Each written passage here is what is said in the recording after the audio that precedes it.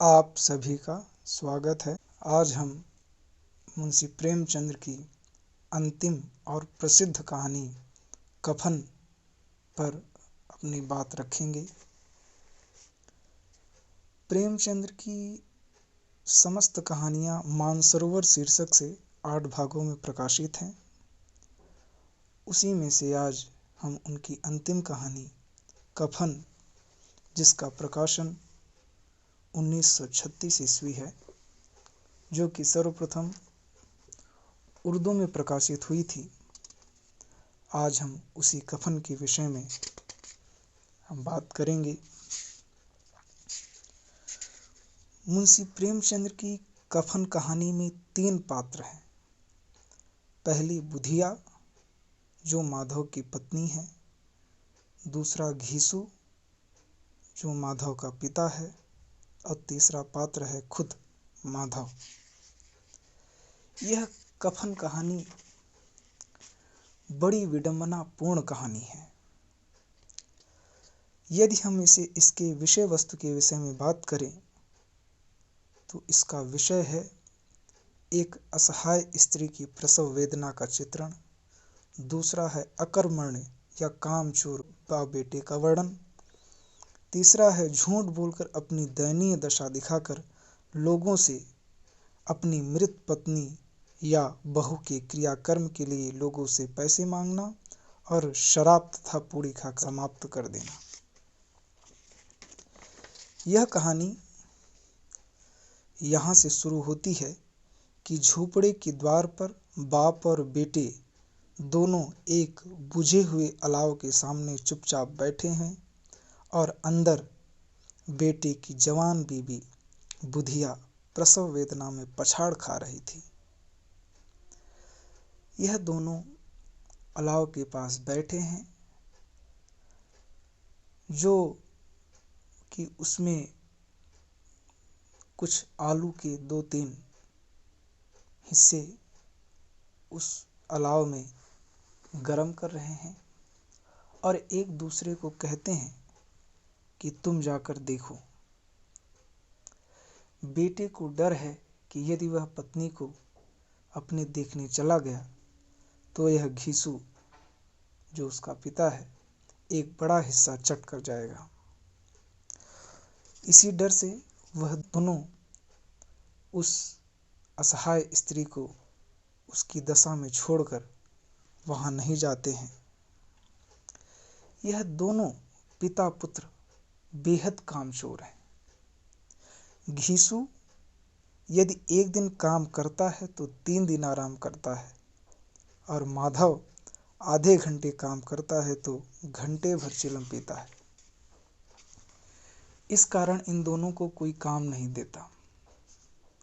और जब से यह बुधिया आई है, इस बुधिया ने इस खानदान में व्यवस्था की नींव डाली है और इन बेगैरतों का पेट भरती रहती है। वही औरत आज प्रसव वेदना में मर रही थी और यह दोनों इस बात का इंतजार कर रहे थे कि यह कितनी जल्दी मरे और ये दोनों आराम से सोएं। जब से यह स्त्री आई थी, तब से इन दोनों बाप बेटे काम करने तो जाते ही नहीं थे। यदि कोई इनसे मजबूरीवश कोई काम करने के लिए बुलाने आता तो यह बड़े घमंड से और दुगनी मजदूरी मांगते थे और भगा देते थे। आज वही स्त्री, इनका पेट पालने वाली स्त्री, आज प्रसव वेदना में मर रही थी और ये दोनों कुछ नहीं कर पा रहे थे। और वह दोनों वहीं अलाव के पास अपनी धोतियां ओढ़कर सो गए और बुधिया अभी तक कराह रही थी।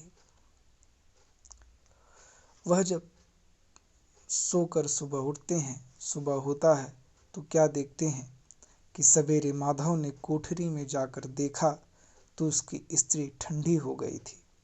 उसके मुंह पर मक्खियां भिनक रही थी। पथराई हुई आंखें ऊपर टंगी हुई थी। सारी देह धूल से लथपथ हो रही थी उसके पेट में बच्चा मर गया था। अब वह सोचता है, यह देखता है, आता है अपने पिता घीसू से बताता है, तो वह दोनों रोने का नाटक करने लगते हैं। आसपास के लोग आते हैं, देखते हैं, तो वह उनके पास घर घर में उनकी संपत्ति के नाम पर मिट्टी के 2-3 बर्तन थे। घर में पैसा तो इस तरह गायब था जैसे चील के घोंसले में मांस। वह दोनों गांव के जमींदार के पास जाते हैं। वैसे गांव के जमींदार तो बहुत दयालु हैं, लेकिन इन दोनों से बहुत चिढ़ते हैं, क्योंकि इनकी दशा, इनका स्वभाव वह जानते हैं और 1-2 बार तो उन्होंने इन्हें पीटा भी है। जमींदार पूछते हैं कि का बे घिसुआ, किस लिए आया है? तो घिसू कहता है। घिसू ने जमीन पर सिर रखकर आंखों में आंसू भरे हुए कहा, सरकार, बड़ी विपत्ति में हूँ। माधव की घरवाली रात को गुजर गई। रात भर तड़पती रही सरकार। हम दोनों उसके सिरहाने पर बैठे रहे, दवा दारू जो कुछ हो सका सब कुछ किया, मुदा वह हमें दगा दे गई। इस तरह इस झूठी कहानी को वह बताते हैं। वह जमींदार ना चाहते हुए भी 2 रुपए उसके मुंह पर फेंकते हैं और दया का एक शब्द भी नहीं बोलते, बल्कि उनको उन दोनों के प्रति गुस्सा का भाव रहता है, लेकिन फिर भी गुस्से का सही अवसर न जानकर 2 रुपए उसके मुंह में फेंक देते हैं और वहां से चल देता है। घीसू 2 रुपए लेकर वह अन्य लोगों के पास जाता है, जो साहूकार सेठ होते हैं। जब जमींदार ने दिया तो उनकी भी हिम्मत नहीं पड़ती कि वह न दे, तो वह भी उसको देते हैं और कुल मिलाकर 1 घंटे के अंदर 5 रुपए इकट्ठा हो जाता है और वह कफन लेने के लिए बाजार के लिए निकलता है। यहाँ गांव के आस पड़ोस के लोग लकड़ियाँ इकट्ठा करते हैं, अनाज इकट्ठा करते हैं, सारी व्यवस्था करते हैं और यह बाप बेटे दोनों निकल पड़ते हैं कफन लेने के लिए। कफन लेते समय घीसू माधव से पूछता है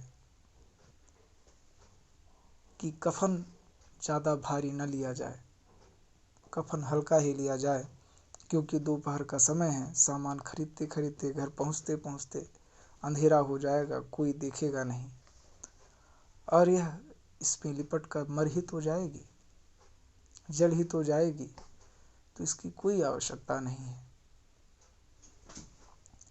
वह इधर उधर बाजार की एक से दूसरी दुकान में टहलते टहलते अचानक मधुशाला की दुकान के सामने आते हैं और मधुशाला की दुकान में वह दोनों प्रवेश कर जाते हैं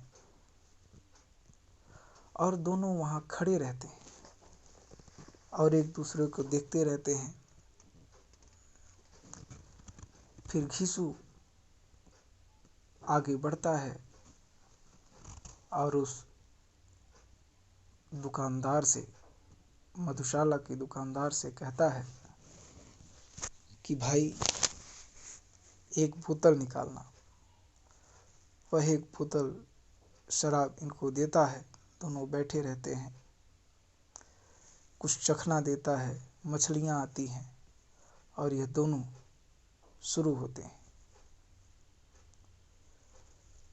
अब शराब की दुकान के सामने ही पूड़ी की दुकान है। वहां से माधव जाता है, पूड़ियाँ लेकर आता है और यहाँ दोनों भरपेट पूड़ियाँ खाते हैं, भरपेट शराब पीते हैं।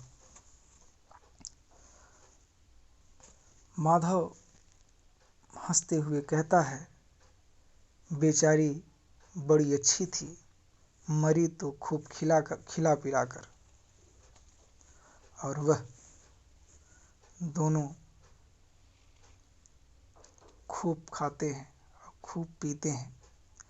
घीसु दार्शनिक भाव से बोलता है कि हमारी आत्मा प्रसन्न हो रही है तो क्या उसे पुण्य ना होगा? माधव ने श्रद्धा से सिर झुकाकर कहा, जरूर से जरूर। माधव फिर आसमान की तरफ देखकर कहा, वह बैकुंठ में जाएगी दादा, बैकुंठ की रानी बनेगी। घीसु बोलता है, वह नहीं जाएगी तो क्या मोटे मोटे लोग जाएंगे?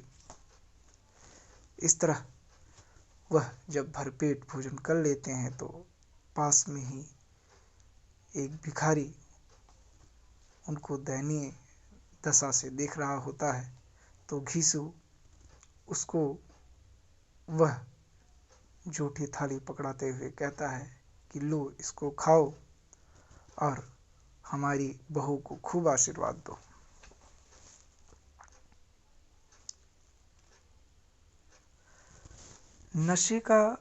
नशे की खासियत होती है कि यह दिमाग को अस्थिर कर देता है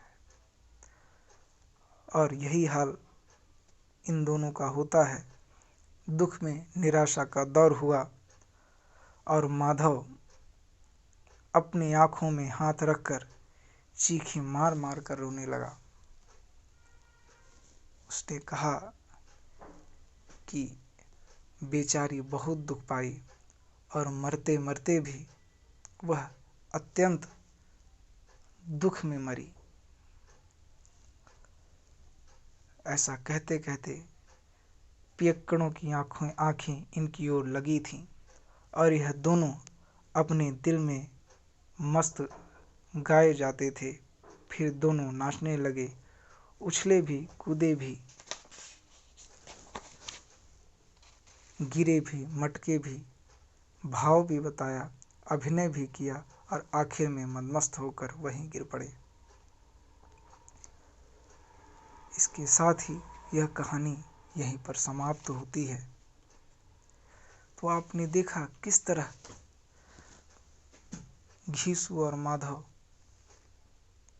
माधव अपनी पत्नी की मृत्यु पर उसको भी अवसर की तरह लेता है और अपनी पत्नी के कफन के कपड़े को भी वह शराब में और भोजन में लुटा देता है। इस तरह इस दयनीय स्थिति में यह कहानी समाप्त होती है। हम आपसे अगले किसी कहानी, नाटक या उपन्यास के सारांश के साथ उपस्थित होंगे। तब तक के लिए धन्यवाद।